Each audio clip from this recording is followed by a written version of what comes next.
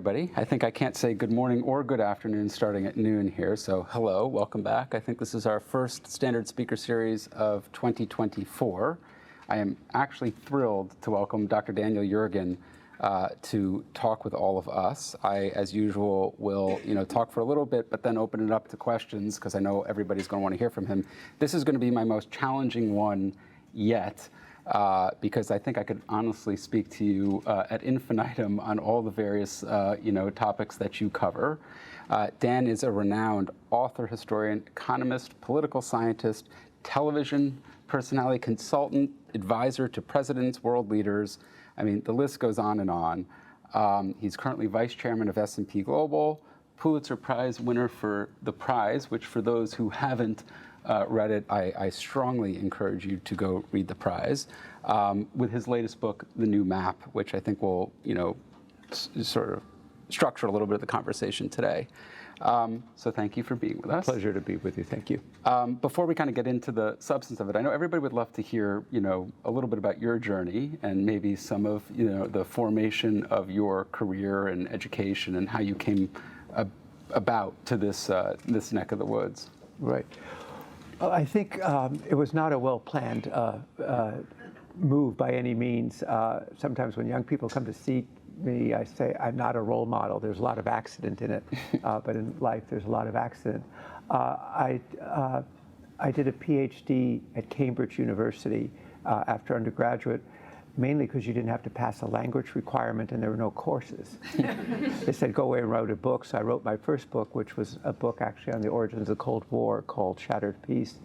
And then I had a postdoctoral fellowship at Harvard, and I was supposed to be working on a subject for 2 years, but it was really boring. And I had the great virtue that nobody was supervising me, so I could do what I wanted. And so I became an autodidact, and just became obsessed with energy. And then I was offered a job at the Harvard Business School. And I reflected on it for about a nanosecond and said, well, they won't make that mistake again, so I better take it. And so I was there, and we did an energy book, and that's what kind of got me going. And what I love about the energy field is it kind of covers everything. And then I wanted to find a way to continue to do it. So with a colleague, I just started a business and said, we'll see if we get any customers. I then did something very foolish because the same year, starting a business, I signed a contract to do The Prize. And, it was like, do you want to work all the time? So I worked all the time. But it all worked out. And so this company I started with 2 people. We got acquired and then merged, and now part of S&P, which is 40,000 people. But I've been able to continue to do what I love, which is to do this kind of research and thinking and putting things together. So that's how it all came together. And if I hadn't seen this notice about a postdoctoral grant and applied it, I would have been somewhere else. Well, to say it all worked out is probably a big understatement. I probably should have added the word entrepreneur to the list up front, but we're deeply appreciative of it. And I do think that one thing about The Prize, if I can just say this, that differentiated from a lot of other books about business is starting a business and being an entrepreneur at the same time you're writing about it gives you a different sense. Sure. Because, often people think they're writing about people they know. People have all the time to make decisions. They have all the information, and they know the future. Yeah. And as you know, and you all know, none of that is true. Yeah. And I think that sort of permeated, having this part of my brain focused here sort of affected it over there. That's a great segue. I'm going to not jump fully ahead, but it's the difference between sort of the theoretical and the practical, and how you said it, how messy life is, and many of the things that we kind of aspire to at Standard are kind of challenged by the realities of the world and the way the world works and some of the bottlenecks that exist. We'll get into that, but we were talking a little bit earlier, and prescient and obviously accurate, that energy broadly as a lens to describe much of the development of the 20th, if not the 21st century, or frankly back to the 13th century. Interested as we have this conversation in sort of common themes, anything that you really can think of like energy that is such a singular lens to tell the story of geographical development, political development, economic development, technological development. It's really remarkable how that lens has really been, so singular. Yeah, it is hard to you sort of think what other industries, media, finance, but it's hard. And I mean, the thing I love about the energy business is that it goes from geopolitics over here to technological innovation over here and kind of everything in between. And there are not many other industries that encompass that much. Well, we're going to weave in and out of a lot and travel the world together in the next hour. I will try and stay on course. But maybe start by telling us, what do you mean by the new map? What does that mean? What I was really, it actually started just looking at maps. I mean, it started in a very literal way, looking and seeing, well, wait a second. In 2003, everybody said the U.S. was going to be the largest importer of natural gas in the form of what's called liquefied natural gas, LNG. We were the world's largest importer of oil. And then you looked at the map and you suddenly saw, well, wait, we're now exporting LNG to other people. Well, wait a second, our oil imports are going down. We're starting to export oil and seeing, suddenly the U.S. is sending energy to China and India. I mean, how did that happen? And so it was literally thinking the map had changed, and then thinking more largely that the kind of new map of kind of this interaction of energy and geopolitics was changing so dramatically, and including the the geopolitical world in which Standard Industries has flourished over the last 30 years. It's a different global economy in its kind of structure and mindset than it was even 10 years ago. So that was really the inspiration. And then, you start writing one of these books, it's a process of discovery, that you start to see things you hadn't seen, and how do you put them together, and you start to see different pieces. But it was a notion that this combination of energy and geopolitics and technology, it was just different, and we often thinking doesn't keep up with actual changes in the world, and that was the sense that we need to think differently about it. And was it sort of the advent of the U.S. as a net exporter of energy? I mean, clearly changed global politics in a material way, and probably the way that we encountered conflict and trade and things of that sort. How did it affect domestic politics? Well, I think we see it's still affecting domestic politics today, because parts of the Biden administration and parts of the Democratic Party want to restrict exports of LNG, which is natural gas. We now supply 40% of Europe's LNG that compensates for not getting Russian gas. And some parts of the Democratic Party don't want to export it. And then President Biden promises Europe, we're going to send you more gas. So it's very much on the agenda. And the shale revolution is one of these things that I think it's underappreciated, the impact that it's had. Yeah. It's really huge for the U.S. I mean, we would be looking at the Middle East differently today if we were still importing oil. Literally, actually, I mean, there's this sort of net and so forth, but if you look at it, the U.S. is actually, if you include what are called liquids, not just oil, the U.S. is now the world's largest exporter of oil. Isn't that kind of amazing? It's absolutely. I mean, and you wouldn't know it, and you wouldn't know the geopolitical significance. I have an anecdote in the new map. I have a friend, Walter Isaacson, who said I made a big mistake. I didn't use the first person, but I read some people write books with the first person, and their first word is I, and I wanted to keep it distant. But it's quite significant. And this is 10 years ago now. Vladimir Putin had a conference called the St. Petersburg International Economic Forum, his version of Davos. And it's huge, and I would go to it on a regular basis because that was the old world, not the new world we're in now. And they said to me, oh, you're going to ask the first question. And the first question is going to ask him a question that's still relevant today. What are you going to do about your overdependence on oil and gas, which is, was 45% of government revenues? By accident, I mentioned the word shale, and he started shouting at me. And he started shouting at me, saying it's barbaric, it's terrible, it poisons the water, it's going to kill people. And I can say that it was quite unpleasant being shouted at by Vladimir Putin in front of 3,000 people.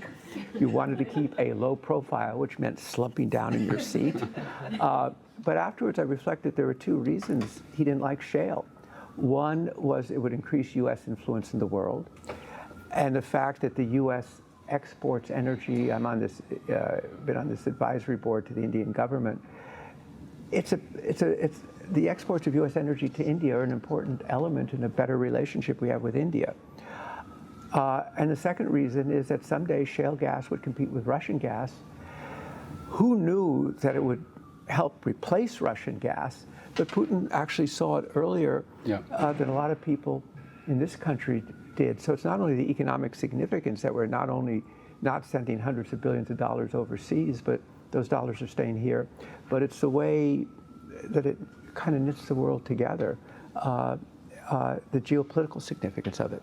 Yeah, I think it was remarkable to me reading the new map, just how that one fact, not a small fact, a big fact, that, we became this massive, kind of energy resource exporter of energy, how that impacted much of the conflict that we're living through today, whether it's Russia, Ukraine, or it's, Israel and Hamas and the Middle East more broadly. It's just sort of remarkable to kind of play how this could be different if we were in, and we once were in 1973 type situation. Or even later in the Gulf crisis of '91, I remember talking to one of the senior decision makers in the Bush administration, because that was when Iraq invaded Kuwait, and they were rallying support, and they would say, the policy would say jobs, jobs, jobs. And the guy said to me, of course it was really oil, oil, oil, but we couldn't say that, so we had to say jobs, jobs, jobs, be the significance. But the fact, and what's amazing with the turmoil, and we'll get to it, that we're seeing in the Middle East today, that we're not seeing the oil price jump up. I think a big part of that is that you have this big security cushion called North American, and in particular U.S. supply. Yeah, I think that is very, very true. I guess turning a little bit to Russia, Ukraine, but backing up even more, it seems to me from the prize that, energy, oil has been such a formative part of Russian, but I'm talking about USSR power during the Cold War, that resource, and the impact of the breakup of the USSR on Russia, its economy, and its sort of position on the global stage. How do you think about, that in the context of the privatizations that occurred under Yeltsin and Putin in the 90s? How did Russia lose that power, for lack of better terms, but still maintain the control and the power through the privatizations? Yeah, well, I remember, we opened our office in Moscow in 1995, and it was, a time of corruption, disruption, but it's very exciting too, that suddenly this thing that had seemed immovable, the Soviet Union was gone, and Russia was going to be integrated into the global economy, as you all know. And I think that was the right course, because this is a country, the other country with nuclear weapons. What was the choice but to try and integrate it into the global economy and make it part of the economy? And I could see that happening, and it was, a positive. But, the question, if it hadn't been Putin but somebody else, would things have gone in a different direction? But there was basically those, including Vladimir Putin, who really didn't accept the breakup of the Soviet Union and believed that the Soviet Union broke up not because of its own failures, but broke up because the West made it happen. Right. And he never accepted the post-Cold War settlement. And that's what led me in the new map to say, without knowing exactly how, that there was going to be a war over Ukraine, because he refused to accept it. Maybe if other events hadn't happened, maybe if he hadn't been isolated for 2 years in COVID, just listening to a few people, it wouldn't have happened. But that was the direction. But I think it was the right thing to seek to integrate Russia into the global economy. But it turned out, where did its money come from? It's oil and gas. Yeah, it sort of makes you feel a little bit like some of the conflict that we're seeing now, was somewhat inevitable, at least from Putin's perspective.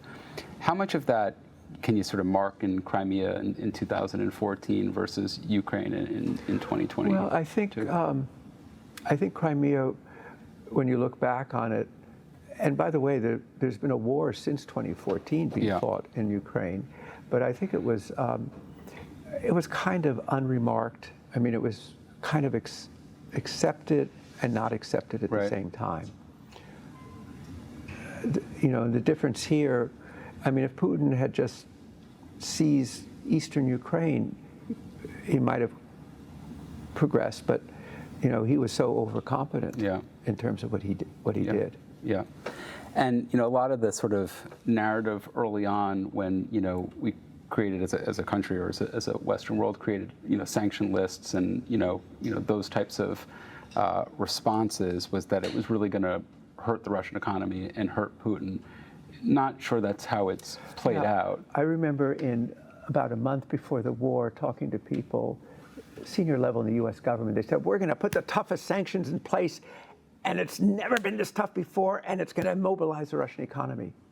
Didn't happen. Yeah, that's just because they have the ability to sort of turn east and turn elsewhere. Yeah, and that's one consequence, and again, it's both energy and geopolitics, is that Russia now becomes basically an economic dependency of China. Right. I mean, that's where his future is. Yeah. Putin needs Xi Jinping, and Xi Jinping needs Putin.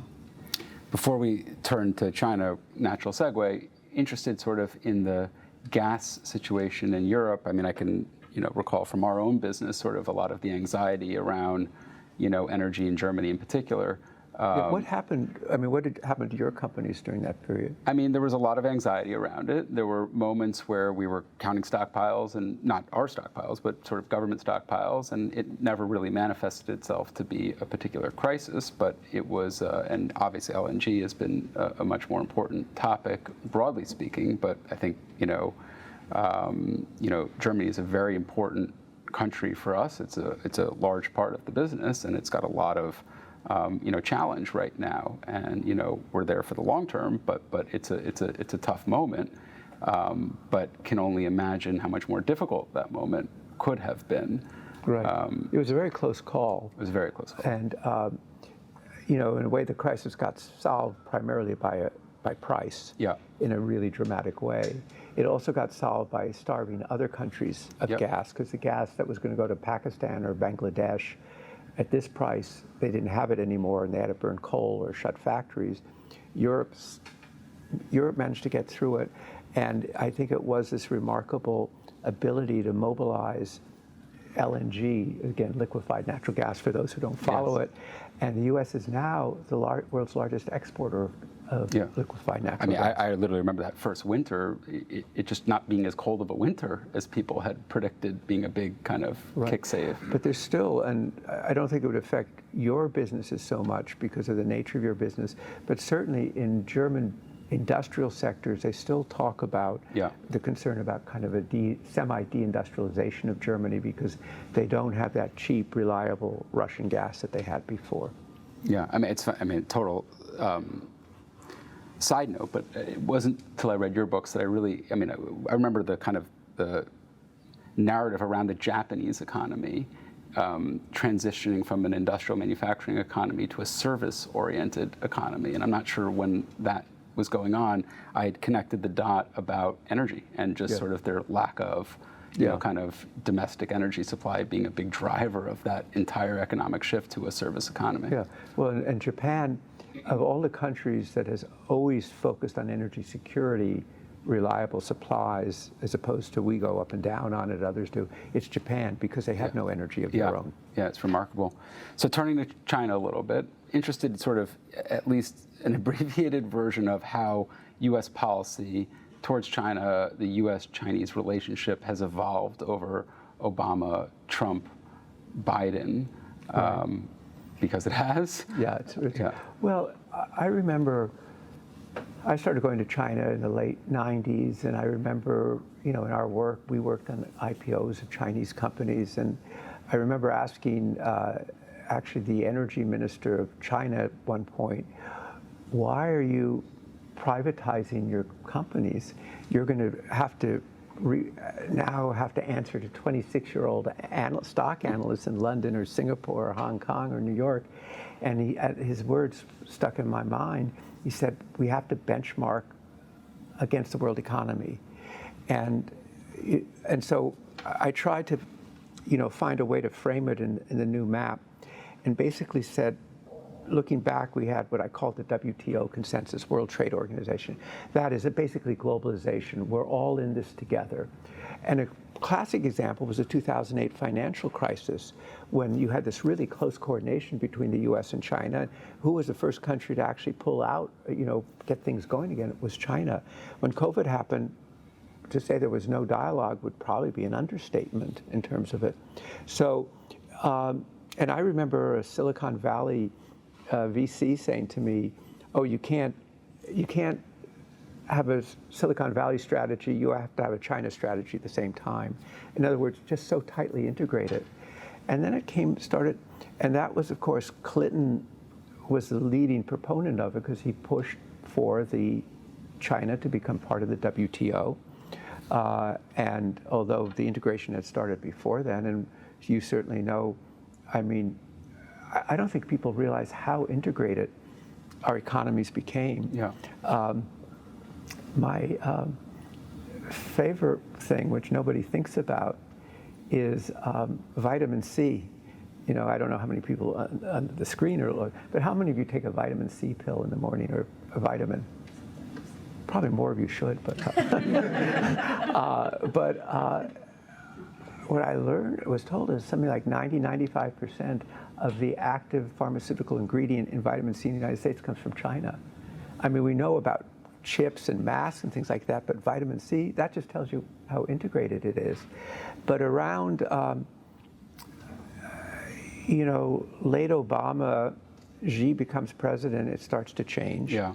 You look back now, you see more of it. Obama really wanted to get China on board in terms of climate. I think we shut our eyes to the militarization of the South China Sea that was going on at the same time. And so it's just kind of eroded a time.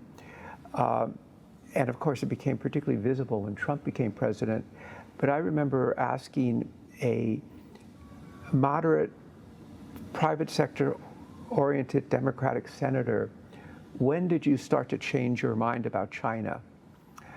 And of course, it's hard to remember, but he said, around 2015, it had to do with intellectual property and things like that. And so I think it just started to erode around then, but of course, under Trump, it became much more evident. And Xi, at least until very recently, has taken a stance that's very different and changed the Chinese political system.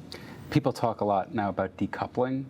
Is that even a reasonable thesis? Well, I think partially. I mean, what we're seeing on chips is obviously we have a trade war and we have a tech war going on. And one consequence of export restrictions on the high chips meant that what's going to subsidize the commodity chips? And now new concern is coming from the House of Representatives about, the commodity chips from China, that they could dominate that in the way they dominate solar panels today. Yeah. So, absolutely, there's this thing called the Inflation Reduction Act. We know it well. The IRA has been a big focus for us, and has been a real important part of the solar business and our business more broadly. So our IRA has been very important here in the States. Yeah, have you already felt the impact of it already? Yeah, it's hard to measure it specifically, but qualitatively and anecdotally, it's directionally important and good policy. Yeah, and a lot of, that's another thing. When I was in Japan this summer, the Japanese were laughing, sort of, because they said the U.S. used to criticize Japan all the time for industrial policy. Yeah. Now we have industrial policy on steroids. The amount of money is huge. But part of what the IRA is about is not only about climate and sustainability, it's about competing with China. Yeah. And very much and trying to, and the CHIPS Act and all of that. So, it's not I think the end of globalization. This era, we're going from the era of the WTO consensus to this era of great power competition, and it's more fragmented. It means costs will go up. Yeah. it's probably inflationary. Sure. Reshoring to Mexico. If Mexico had a different president, you would see more of that going on. So obviously a lot of the kind of Chinese specific issues, whether it's the South China Sea or it's Taiwan, are very historically oriented and have a lot of historical context. How much do things like chips, in particular, in Taiwan, change the equation in your mind of how the U.S. and the world can engage on the Taiwan question, given its importance in the chip industry? Yeah, that's a thing that is not only Taiwan is a valued ally, but it is 90% of the high quality chips come from there. So the stakes actually for the world are very important. And you look at it and you say, even though we have a war in Ukraine, Middle East, but the big risk is what happens with Taiwan and target dates that China has set for unification, and the election in Taiwan will be significant. So it's a combination of Taiwan and the South China Sea. Mm-hmm. And you say, where could an accident happen? There's Taiwan, but it's also the South China Sea, which people don't focus much on. I was writing the new map. Speaking of maps, I became obsessed with, if that's not too strong a word, with how did the South China Sea, which most people don't think about, but one third of world trade goes through it. Yeah. How did it become so significant? How did it happen? And it's an interesting story that, of all things, starts with maps in the 1930s. But the risk is there. So, chips are obviously seen as now so tied to national security. And the South China Sea, which you spend a lot of time on, in the book, and Taiwan, in the context of that, what do you think are the major takeaways of Xi and the Chinese leadership vis-a-vis the Russian-Ukraine situation? What they're watching and learning, what do you think their takeaways are? Well, that's a really good question, is what lessons do they take from it? One lesson is if you're going to go into something, go in with everything. Yeah. Go in all the way. Don't go in just carrying your victory uniform, your official uniforms for a victory parade. Mm-hmm. The other may be, which is that things don't go the way you think they're going to go. Yeah. And I was thinking Jim Stavridis, who used to be Supreme Commander of NATO, wrote a book with a fellow named Elliot Ackerman called 2034 about a putative war. And I was thinking of reaching out to Jim to say, well, has anybody actually looked at what the economic consequences would be? Because I think that's what you don't know, what would happen. What kind of trade reactions would be? What would happen to financial markets? And I think recently China's become more sensitive to economic issues in a way that it hadn't been before. But I think, I think that behooves some thinking about that. Sure. But anyway, just to finish your, so the lessons could be, one is go all in. The other is actually you don't know what's going to happen. Yeah. World War I was supposed to be over in a matter of weeks. It went on 4 years. Ukraine war has been going on 2 years, and China has a lot at stake. Yeah. No, I'll choose to be the optimist on this one, and it feels as though it's a different tenor of a relationship for sure. The sense of integration and the maybe the complexity around decoupling is enough to make China maybe more thoughtful and less likely to I've been in things with China where they want to emphasize more about self-reliance. Yeah. But we get our vitamin C from them. Yeah. They sell the vitamin C to us. Yeah. So they have a huge stake in this integration as well. It is a two-way street. Yeah. We thought, people are now criticizing Russia, the policies on Russia, saying, well, we shouldn't have been so connected economically, but, what was the alternative? Yeah, no, I think that's right. And I guess, moving to the Middle East as we do our tour here, deeply troubling moment, and after a series of deeply troubling moments in the Middle East from a conflict perspective, maybe helpful for the group to kind of cover a little of the history of the map and post-Ottoman Empire, the Sykes-Picot line, and kind of how map drawing affected much of the conflict that we've witnessed over the next, Well, that, again, I guess it really does come back to literal maps because, the Ottoman Empire had become quite creaky, but it dominated this whole region. And during World War I, they started to draw maps to say, well, what's going to happen? Because there's not going to be an Ottoman Empire after the war, and divided up. The British would have some control, France would have some control. Eventually, these would become countries. And so, Iraq was basically hammered together from three quite distinct provinces of the Ottoman Empire. One was Shia, one was Sunni, and one was Kurdish, and they put it into a country.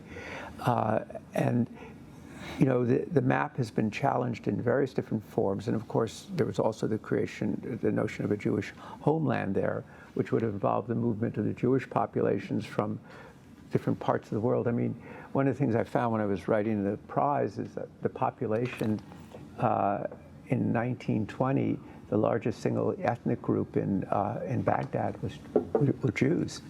Yeah. Now it isn't, of course. So there was this whole movement of population, but it's always been a question about whether the acceptance of the map, and it's been challenged in different forms ever since. And in a way, I hadn't quite thought about it this way, but we're still living with the consequences of the breakup of the Ottoman Empire. Yeah. And as you sort of try and think about the differences between what we're all living through right now, both domestically and in the Middle East, between now and 1973, it does seem that the shale conversation up front was a major differentiator between how the world is responding now versus, absolutely. Yeah. There's a much greater sense of relative energy security. I mean, certainly there were parallels to 1973, and it's, the irony of the passing of Henry Kissinger. And what I did think about, and it, most people here won't remember it, but I, going back and writing about it, and that the U.S. was in a political crisis at that time called Watergate, and the degree to which Kissinger, during this crisis, these terrible events were going on, and Nixon was in an alcoholic daze and wasn't in the critical meetings. And there was a moment of nuclear standoff with the Soviet Union. And there was a letter the other day in the Wall Street Journal by somebody who wrote, he said, I thought in 1973 Kissinger was president. His legitimacy held the country together. And, there are a lot of things that are obviously not parallels, but one, to me, fundamental lesson is when the U.S. political system is dysfunctional or not working well, the world is a more dangerous place. And I think we kind of see that being played out today. I can't conceive of why you would think the U.S. political system is somewhat dysfunctional. Trouble. Nothing to see here. Yeah. How do you think about the ability to use energy, oil in particular, as a weapon, as that was clearly part of 1973, and at least I think attempted in this Russia-Ukraine? Is it feasible anymore? That's exactly. Putin made a series of calculations, all of which were rational, but all of them were wrong. He overestimated the ability of his military, underestimated the Ukrainians. He thought the U.S. after Afghanistan couldn't, get its act together, and he thought that he could use the gas weapon against Europe and bring your factories and everybody else's factories to a halt and shatter the coalition. It failed. Yeah. And it failed because of LNG and in particular U.S. shale. The U.S. only became an LNG exporter in 2016, so the build of this industry to be the world's largest has been very rapid, and it kind of tells you something about the flexibility of market economies and people's ability to get things done. I think it is just fascinating to think about how this one singular change in history, i.e. shale and LNG and the U.S. position in the energy ecosystem, how significantly that changed outcomes. Yeah, and and the thing that's so fascinating is it's kind of one guy. Yeah. There's this one guy named George P. Mitchell. I knew him. I remember talking to his granddaughter saying he's a very stubborn man. He was an entrepreneur. He'd built this company from nothing. He'd been totally poor. He built Mitchell Energy. And he just read an article in 1982 that said you can get, at that point, gas from this dense shale rock.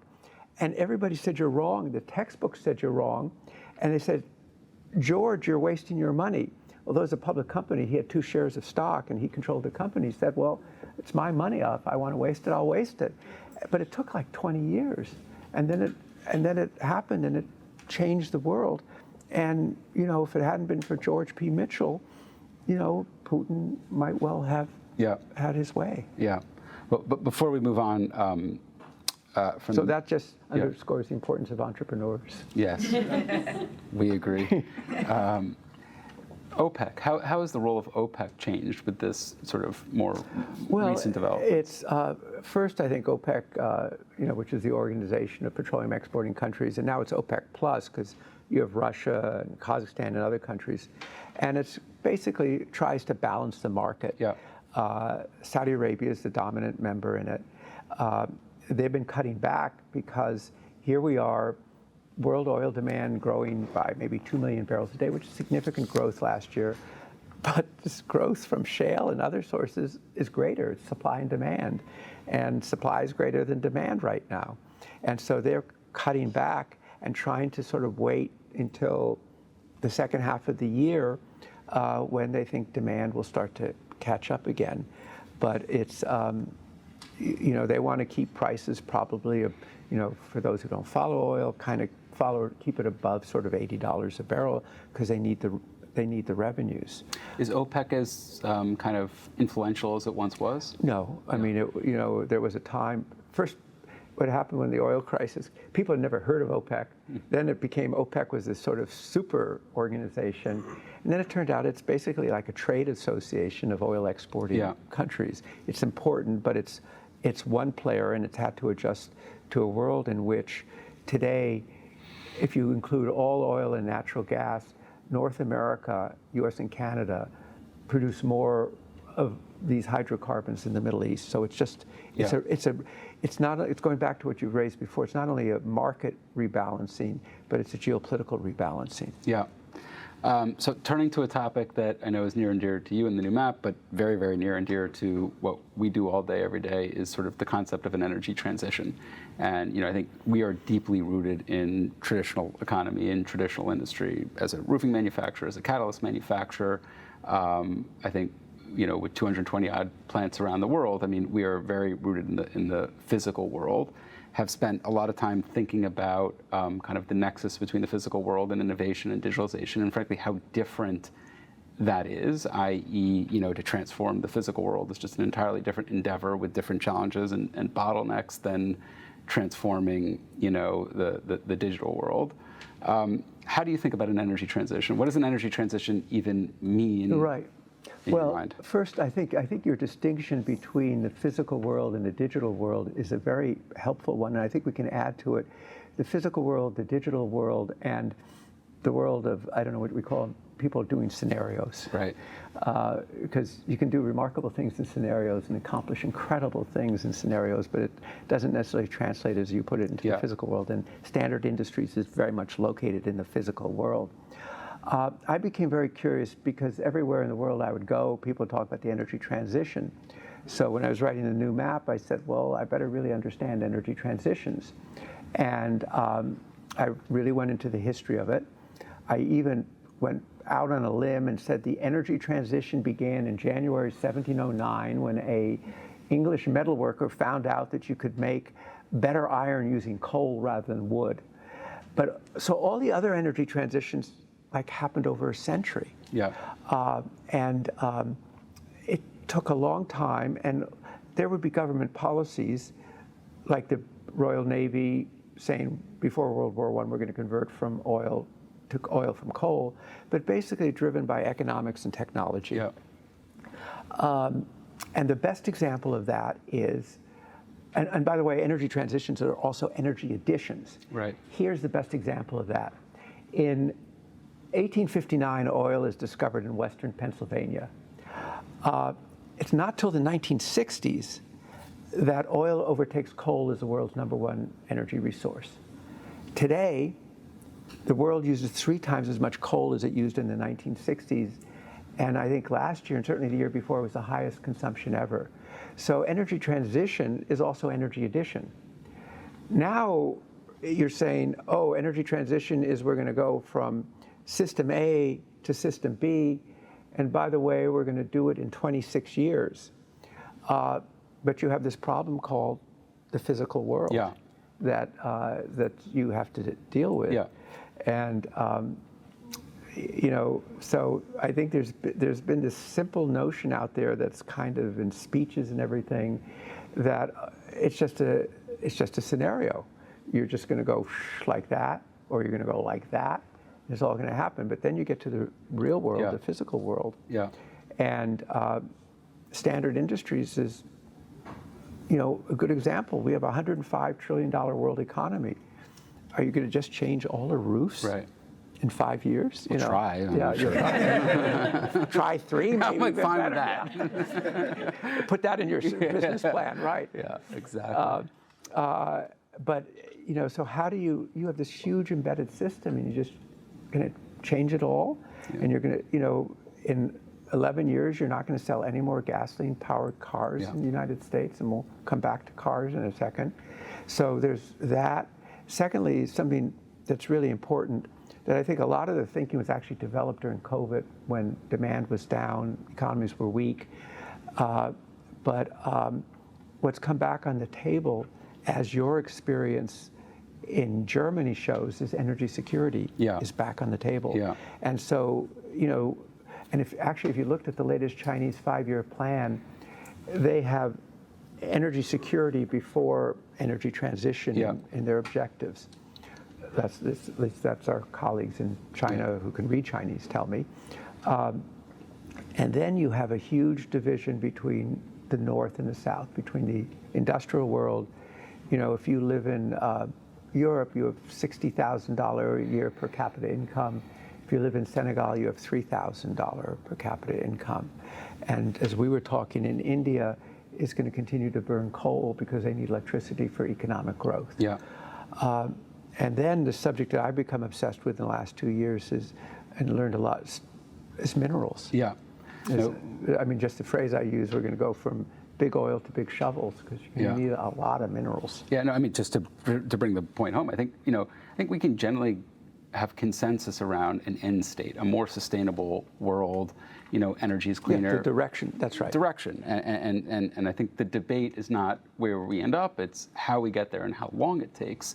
We're spending and how much it costs. And how much it costs, and we're spending a tremendous. Speaking of costs, we're spending a tremendous amount of time and money on hopefully putting solar roofing on every roof in the world, on carbon sequestration from some of our basalt rock in our quarries, plastic chemical recycling coming out of WR Grace. So we're focused on it. But unless anybody is going to change the periodic table, we're going to need a lot more copper to electrify the world. And I'm sure people can, top 2 producers, Chile and Peru, 40% or something like that of the global copper supply. It's more concentrated than oil. More concentrated than oil, and tough to do jurisdictions. I mean, not that all easy to build new mines and.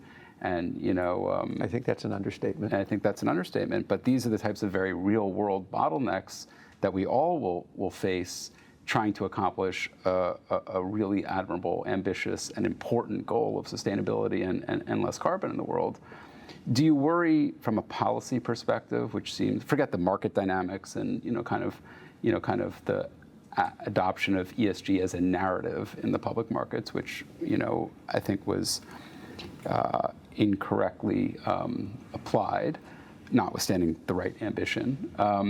Do you worry from a policy perspective that whether it's Europe more so than the States, but that we're mandating carbon neutrality and timelines and things of that sort that are just physically not possible? I think so. And I mean, if I talk to like a German chemical company, he'll point out that there are 14,000 pages of regulation going to 25,000 pages of regulation that the CO says he has to employ 30 people just to read the regulations. That a lot of what's being done is by people who don't understand the physical world.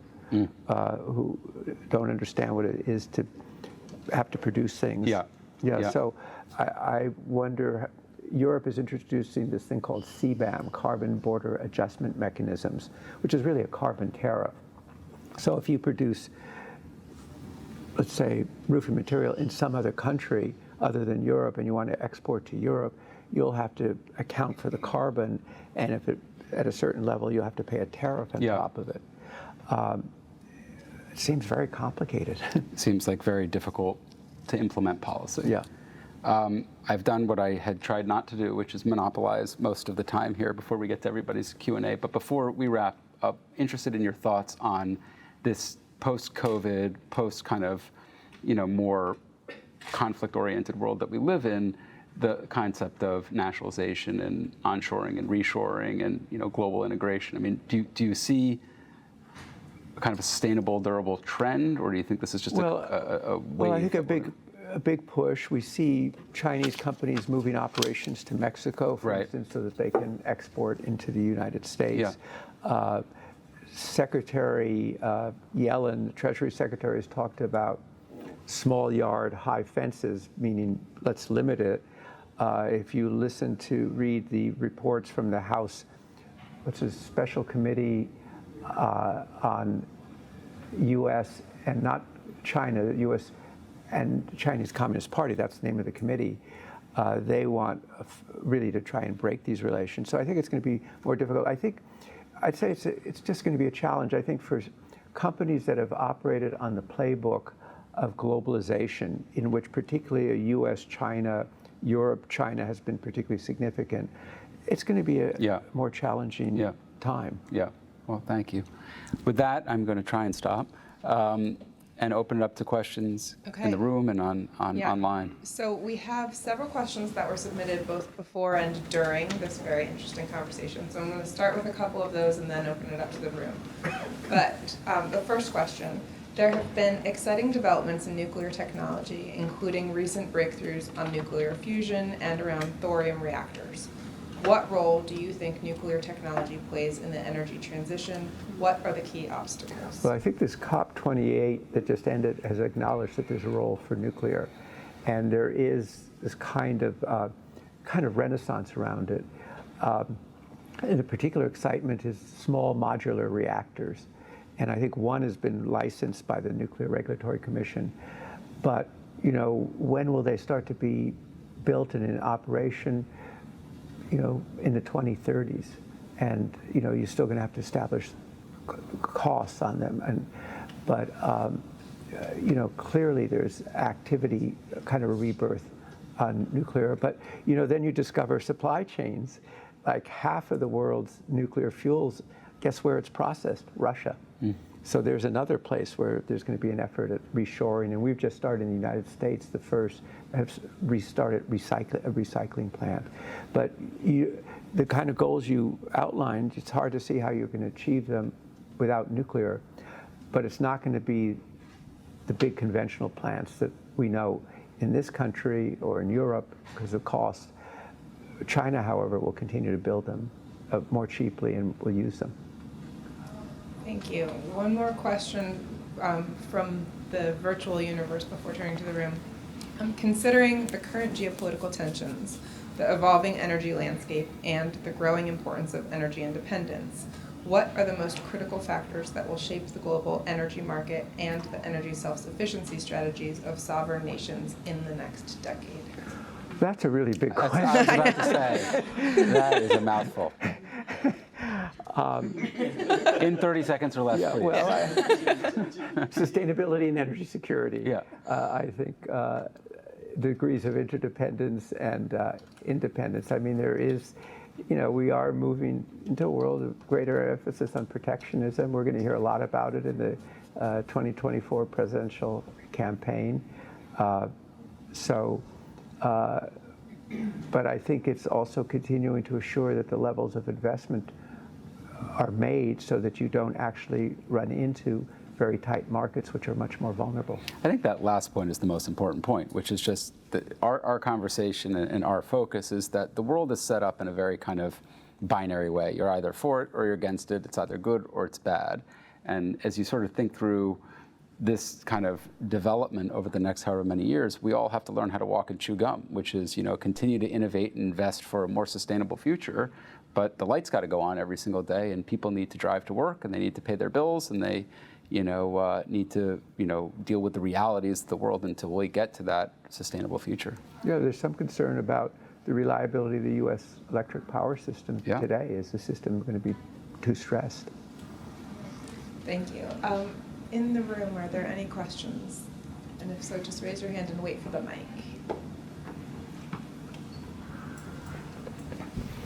Hey, how are you? Nice to meet Thank you. I had a question regarding computing, technology, of course. So basically, I know this is what keeps security and ourselves up all night is quantum computing. So basically the premise is that as soon as it's invented, every protection, everything you've ever done is now null. What do you think the potential impact of that, and would you compare it to how AI is impacting us today? Well, I think to answer that question, I'd turn around and ask you, because you clearly know more about it than I do. But I hear the anxiety in the question. Yeah. So. Appreciate it. Yeah, I'm sorry. Do you want to offer an answer? How worried are you? We're obviously going to have to think about. Okay. Anyone else in the I room? think we have one in the front. Hi, nice to meet you. Sure. Just a question on the energy transition and the geopolitical kind of tensions and frictions. Never mind translating ambitions to the physical world, but how much, if at all, do you think protectionism kind of slows down this whole transition? You talk about like electric vehicles and people want cheap ones, but China's already making them. And Well, we have exactly, that's a perfect example in which the rules that came out to implement the IRA basically cut in half the number of models, I believe, that can get the full tax credit, because there's this have this wonderful term in quotes called entities of foreign concern, which basically means China. And that China, is 80% of the solar panels. It's probably 70–80% of the batteries. So, actually, to answer your question, to achieve those goals, it works better in an interdependent world, but we're going into a world that's more protectionist. Hi. Thank you so much. You alluded to the complexity of the political landscape, and that here in the U.S. things are sort of better around the world when things are working here in the U.S., I think you said. I'm not sure they're working better elsewhere. Paraphrasing. I guess I wonder now, going into 2024 elections, it's going to be a very complicated time here, and no doubt will impact much of what we're going to see play out around the world. What keeps you up at night? How do you think about what we're going to see going forward? Well, I think it's the surprises that can occur in 2024 in the election, and that it's an election in which the campaign will be outside the normal boundaries that we're used to in American politics, and kind of the legitimacy, the different views of the legitimacy of the system. I think those are the kind of things, and how it will be read in the rest of the world. You don't know whether part of Putin's calculation was looking at the way the U.S. withdrew from Afghanistan. Yeah. So the rest of the world is going to be probably very confused by what they happen in the United States, particularly if the polls show that things are very close and challenged. So I think that, just the very fact that none of us really thought about, the security of election poll workers before, now has to. So I think we're really in uncharted waters if we think about what's ahead in 2024. Thank you. Shifting back to some questions from our global employee population. Is the U.S. striking the right balance between international military support investments and and domestic investments in order to avoid overextension? Well, that is very much a 2024 presidential election primary question. I think that the U.S. has been a if you look at the broad sweep of history, the U.S. as a guarantor of global stability has been very important. It's kind of that question is being tested right now by whether there's support for Ukraine or not. So I think we need to continue to maintain our international posture, or otherwise we could pay a high price for that. Yeah. And money is clearly a big part of that, but it's not all of it. It's also just leadership and moral clarity and, sort of engaging with the world. Thanks. Russia and China have both tried to exert significant economic influence over Central Asia. Could these interests have an adverse effect on their cooperation in pipelines and other infrastructure projects? Well, I would have thought in the past, if I think about the countries I know, like Kazakhstan, that Russia sees those countries as its sphere of influence, indeed as sort of Putin sees as still part of the quasi-Soviet Union. But the Chinese economic is so much more preponderant. So you might have thought there are tensions, but I think at this point, their overriding interest is together. I remember I was at another St. Petersburg International Economic Forum where Putin's guest was Xi Jinping, and Putin began by saying to Xi, "I apologize, I kept you up to 4 a.m. your time talking." And Xi's reply was, as I was listening to the interpretation, of, "That's okay, we never have enough time to talk." They've met 40 or 50 times, so I think their overriding interest, and they are trying to, Russia's gas to Europe that used to go to your factories, they're now trying to build these pipelines, which will take several years to reposition it towards Asia. So I think it's not, a few years ago it might have looked like a bigger issue between the two of them, but now I think their interests are so aligned. Why, I'm curious, sorry to interrupt, why is Russia so important to China beyond energy? Because it is it's a very large country, it has nuclear weapons, and it's aligned with China in wanting to change the international order, Western international order, the one in which you do business, and so it's its partner in that. They both say that they want a different international order, so Yep. it's its most important ally. Yep. Any other questions in the room? I got a question. I think you need a mic. How about the North Pole and just the ability to drill there, and the conflict we may have with Russia, just the closeness of it as we get closer to the tip? Yeah, well, Russia is trying to develop its Arctic resources. I think the critique has been that the U.S. has not paid much attention to that. It's paying more attention now. You have people like Dan Sullivan, who's a senator from Alaska, been in, I think, the Marines, kind of saying we need an Arctic strategy too. So it's a new arena of competition. I mean, there's one thing in terms of tension we haven't talked about that's just very imminent, which is the struggle going on with the Iranian proxies. The U.S. and other countries put this declaration saying more attacks by the Houthis, which are in Yemen, will respond, and the Houthis responded by more attacks. So I think this notion of this kind of proxy war that's going on, over 120 attacks on U.S. forces in Syria and Iraq. I mean, there's again just a dangerous. We can't say what will happen, but it's when you get this kind of kinetic action, it gets more dangerous, and so I think that's a very imminent thing. And going back to the election campaign, it may just be external events that we don't quite see happening that come to have an impact. I don't want to end on such a negative note, so let's have an optimistic question. That's fine. So we need one happy person for the final question. Something light, please. I have one final question. I can't is it promise it's light? happy here, but can you talk about the situation in Guyana? It's an emerging oil producer, but Venezuela is attempting to annex its territory to secure oil resources. How could this impact geopolitics? Well, I in the certainly region? can, yes, I know the Guyana situation.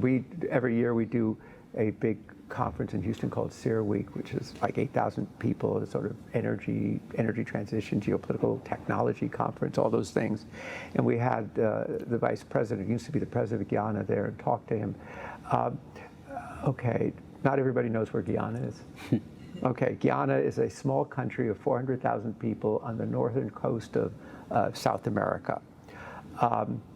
It's been a very poor country. It's on its way to becoming a rich country because people took a risk there, Exxon and Hess, and actually discovered a lot of oil, and it's like the fastest growing offshore oil in the history of the world. It's a very important element in what I said about how supply now is exceeding demand. And I'll say one last thing about the prize when I come back to that.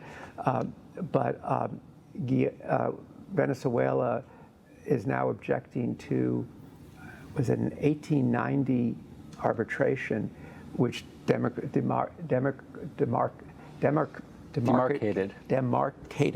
the border. And Venezuela, we don't really pay attention, but is quite closely aligned with Russia and Iran. And now they've claimed 2/3 of the country, just after the point when we have taken sanctions off them because they said they have a semi-free election. But I think I think Venezuela might do something like seize a piece of territory. I don't think they would be stupid enough to actually try something more. But I think the U.S. has actually very strongly said that we support the independence of Guyana, and it's important. Again, it's part of energy security. The thing I wanted to say is that, as you know, having read the prize, there are a lot of characters, hundreds of characters in the book, but I sometimes think the most important characters, one is named supply and one is named demand. Well, that's a good way to end. Thank you, everyone here and online. Thank you so much, Dan, for traveling the world with us, both historically and geographically. Thank you. And everybody who hasn't read the new map, go get the new map, or we have the new map and you can just read it. Right. Thank you. Thank you, everybody. Thank you, everyone. Thank you.